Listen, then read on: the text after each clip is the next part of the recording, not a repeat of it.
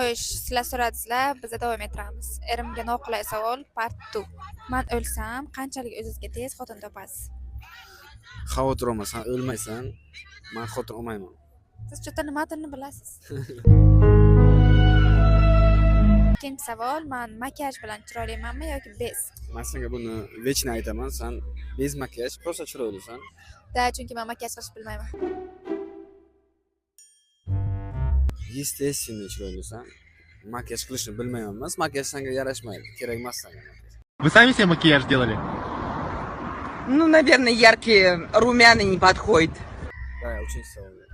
Shashlik yegan просто tezroq.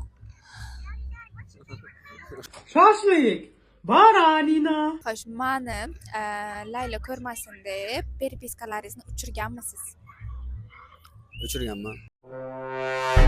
Rostdan. Kim bilan buni? Jo'ralarim so'kin ishlab oladi, shuning uchun. Savolni davom ettiraman. Men perpiskalaringizni butun umringiz davomida o'qiyman yoki biza rostatsiya qilamiz? O'qiyver. Shu peripiska uchun rosta qilaman.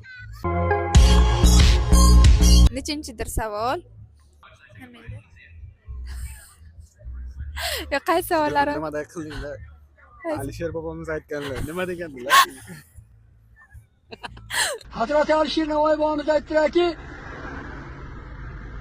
nima dedilar? Part 3ni xohlasalaringiz kommentariyada yozib qoldiringlar.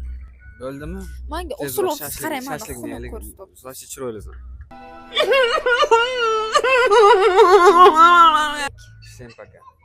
Shashligimiz sovuyapti. Остывай.